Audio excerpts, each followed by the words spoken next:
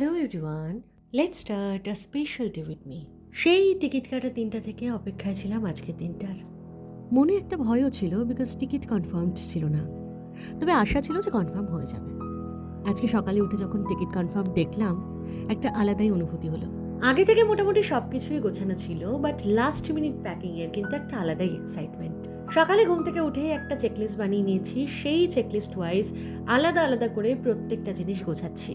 হাতে আর একদম বেশি সময় নেই, ট্রেন ধরার জন্য বেরিয়ে যেতে হবে বিকেল 5টা 5:30টার মধ্যে, কারণ আমাদের ডিপার্চার টাইম রাত 8:25। ওকে, সো আমার গোছানো মোটামুটি কমপ্লিট, তবে বেরোনোর সময় একটু টাচ আপের প্রয়োজন হবে, তাই মেকআপের আইটেমগুলো তখনই গোছাবো। তো এখন স্নান করে খেয়ে দিয়ে একটু রেস্ট নেবো, তারপরেই রেডি হয়ে বেরিয়ে যাব।